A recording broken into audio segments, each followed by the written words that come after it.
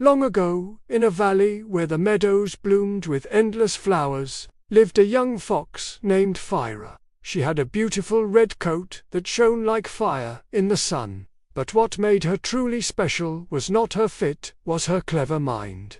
Fira loved solving puzzles, finding hidden paths, and thinking of new ideas that others would never imagine. Every morning, she walked through the valley to greet her friends. The butterflies that danced above the daisies, the bees that hummed around the blossoms, and the deer that grazed quietly by the riverside. The valley was full of colors: blue skies, golden sunflowers, pink blossoms, and green grass that shimmered with dew. But one day, something strange happened. When Fira woke up, the world looked dull. The flowers were gray, the sky was pale, and even her own red coat had turned to a dusty brown. "What has happened to the colors?" she gasped. All the animals gathered in panic. The parrots flapped their wings, now colorless.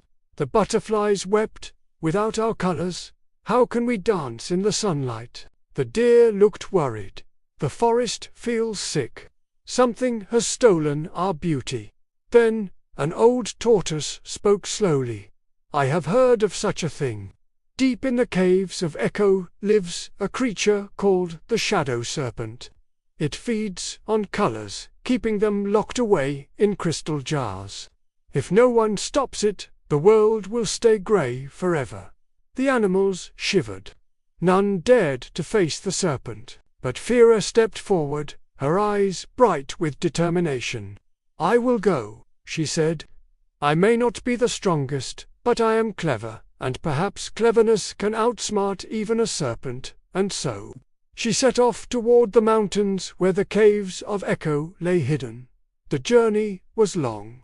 She crossed rivers where the fish swam like silver shadows, climbed hills where the wind howled in her ears, and walked through forests where even the leaves had lost their green.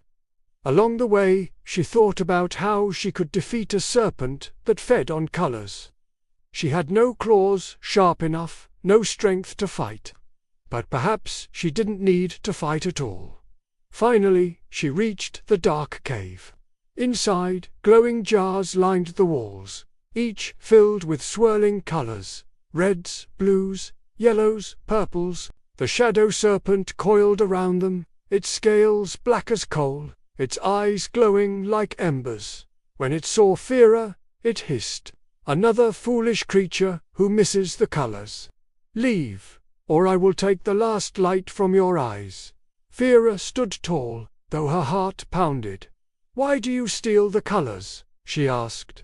The serpent's tongue flickered. "Because they make me powerful. When the world is gray, only I hold beauty." Fira tilted her head thoughtfully. "But don't you see? If the world stays gray, no one will come to admire you.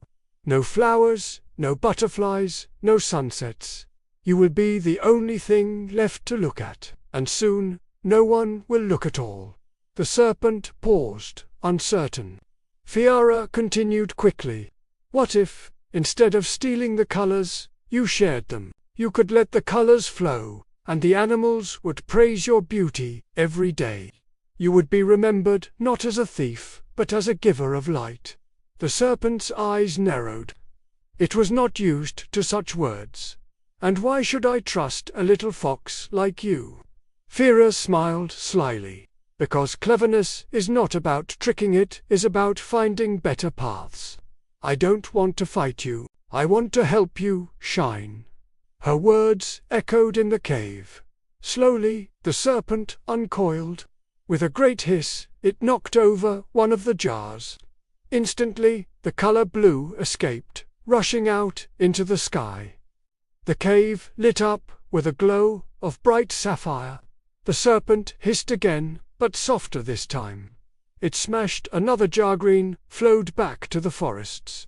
Then yellow, then red, then purple. One by one, the jars shattered until the world outside bloomed with colors once more. The valley rejoiced. The parrot's feathers glowed, the butterflies danced in rainbow wings, the flowers shone brighter than ever. The animals cheered. Fira the clever has saved the colors. As for the shadow serpent, it slithered into the sunlight, its black scales now shimmering with rainbow reflections. It no longer needed to steal, for it was part of the beauty itself.